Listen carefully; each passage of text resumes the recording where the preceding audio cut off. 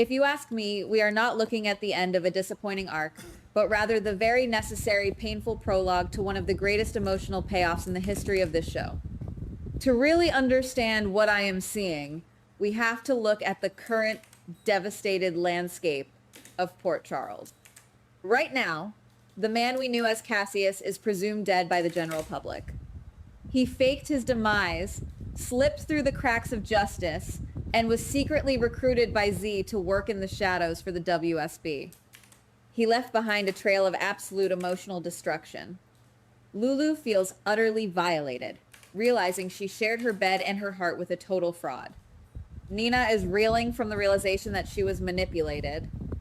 But the most tragic victim in all of this is young James, who is currently mourning the loss of a man he truly believed was his father, only to learn it was a deceptive uncle all along.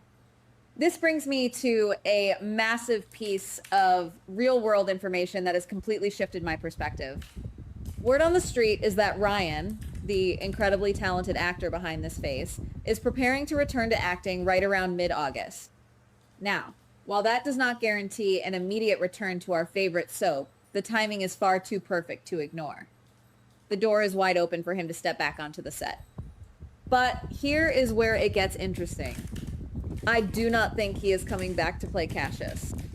Think about it for a second. If Ryan returns simply to reprise the role of Cassius, what does that actually accomplish? Cassius is a wanted fugitive, a liar, and a fraud who broke the hearts of everyone who dared to trust him. Bringing Cassius back out of the shadows would just reignite the anger and the betrayal. It would be a repetitive cycle of cat and mouse with the authorities. It lacks the emotional resonance that a true daytime drama thrives on. Cassius returning is the easy, predictable route, and I genuinely believe the writers have something much bigger and far more shocking up their sleeves. I am predicting that Ryan will return, but he will be stepping back into the shoes of the real Nathan. Yes, you heard me correctly. I firmly believe that Nathan never actually died all those years ago. In the world of daytime television, a body in a casket is rarely a permanent goodbye, especially when the WSB is involved.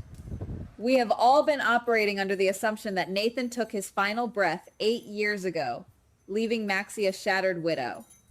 But the narrative gaps from that time are massive, and the current storylines are practically begging to fill them in. Let us anchor this theory with a very recent, undeniable example. Look at what just happened with Jason. He was presumed dead, vanished from the canvas, only to be revealed as a captive pawn of the WSB, held in secret locations and forced to do their bidding to protect his loved one.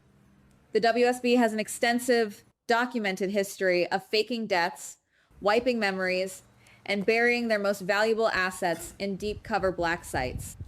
If Z is currently perfectly willing to recruit a dead Cassius to work in the shadows today, who is to say a previous WSB director did not do the exact same thing with a critically injured Nathan 8 years ago? The psychological implications for James are what make this theory so incredibly vital. We all watched that utterly heartbreaking scene where Cody had to sit down and explain the twisted twin swap to a confused, devastated James. The tears on that little boy's face were hard to watch. He had to process the fact that the man he bonded with, the man he looked up to, was actually his uncle Cassius, a criminal who lied to his face. James has essentially lost his father twice now. The emotional void inside that child is massive, and it is a void that no amount of apologies from an imposter can ever fill. This perfectly aligns with the chilling rumors currently circulating about Maxie. There is a lot of chatter suggesting that Maxie might be packing her bags and moving to Australia to start a completely new life. If the writers actually pull the trigger on this Australian move, it serves a very specific, highly strategic narrative purpose.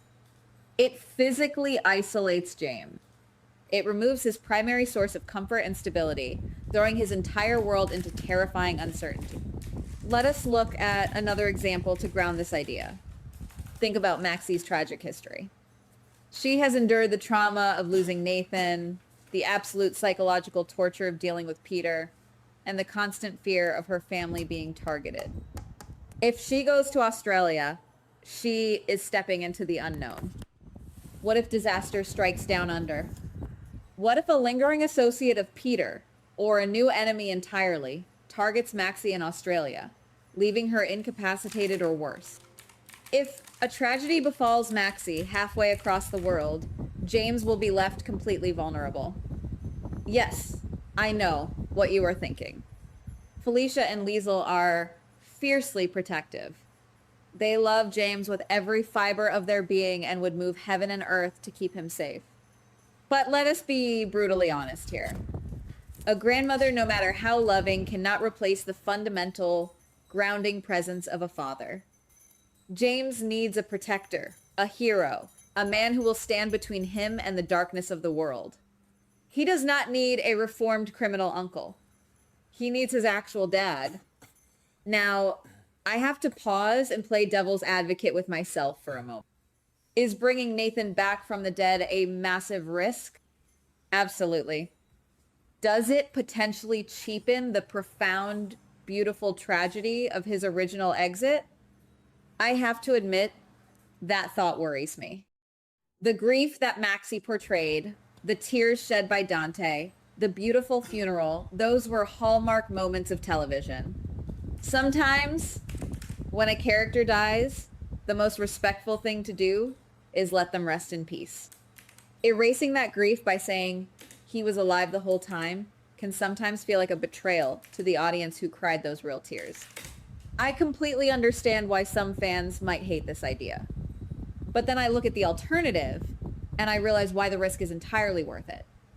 The emotional payoff of the real Nathan walking through those doors, looking at his son, not with the calculating eyes of an imposter, but with the pure, unadulterated love of a father, outweighs any concerns about narrative sanctity. Port Charles is currently drowning in cynicism, betrayal, and dark espionage plots involving Ross, Jens, and Jack. The canvas desperately needs a beacon of genuine, uncomplicated heroism. Nathan was always that pure light, and his return would completely shift the tonal balance of the show. Imagine the psychological earthquake this would cause for Liesl. We just watched her spiral into devastation over the supposed death of Cassius. She is facing massive trouble with the WSB, and her heart is broken. But what if, in the midst of mourning her dark, complicated son, she is suddenly reunited with her golden boy? The layers of guilt, joy, and shock that Liesl would experience would be an absolute masterclass in acting. Just think back to when Liesl was held hostage at Windermere alongside Jocelyn. In that dark, terrifying prison cell, we saw a vulnerable side of Liesl. We saw a woman who, despite all her sharp edges and villainous history, is desperately, painfully hungry for family and connection. She confessed that she completed the dangerous prototype solely to keep Cassius safe. She is driven by a fierce, maternal desperation.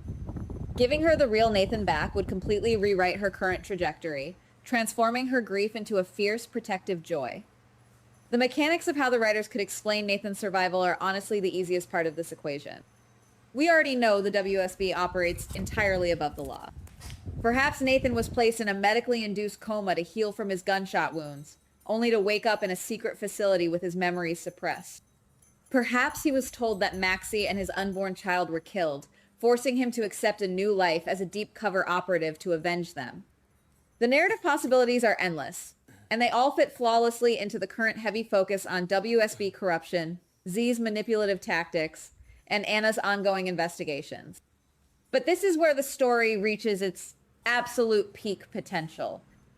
If the real Nathan returns, we cannot forget that Cassius is still secretly alive and working for Z. Imagine the sheer cinematic brilliance of a storyline where Ryan plays dual roles simultaneously. The real Nathan, a man of honor and duty, desperately trying to reclaim his family, going head to head with Cassius, the cunning, manipulative imposter who stole his face, slept with his friends, and broke his son's heart. The psychological warfare between the twins would be unlike anything we have ever seen on this show. This revelation would send massive shockwaves through every single character dynamic. Dante would have to reconcile with the fact that his best friend has been alive this whole time, while he was busy comforting Lulu over the imposter's betrayal. Anna, who is currently struggling with her own mental health and hallucinations, would suddenly have a massive, tangible WSB conspiracy dumped right in her lap. Nina would have to face the brother she thought she lost, knowing she spent weeks defending the imposter who stole his identity. Every single interaction would be layered with years of unspoken trauma and sudden, blinding hope. Of course, I have to ground us back in reality for a second. All of this is purely my own deep dive speculation. There is no official press release confirming that Ryan is walking onto the set tomorrow, and there is certainly no leaked script proving that Nathan is breathing. But when you look at the puzzle pieces, the unresolved trauma of James, the looming threat of Maxie's departure, the heavy involvement of WSB shadow operations, and the actor's impending return to the industry, the picture it paints is incredibly compelling. The writers have meticulously built a scenario where a hero is desperately needed. They have broken James down to his absolute lowest point, and they have established that the WSB is currently in the business of hiding dead men. If you ask me, they have laid the perfect foundation for a miraculous resurrection. The door to Port Charles is waiting to be opened, and I firmly believe that when it does, it will not be Cassius standing in the frame. It will be the father, the hero, the true Nathan, coming home to reclaim the life that was stolen from him. The only question left is whether the writers are brave enough to pull the trigger on a story this massive. We will just have to keep watching, analyzing, and waiting for that impossible moment to finally happen. Goodbye. Please like, subscribe, and comment on the GH Spoilers Daily channel.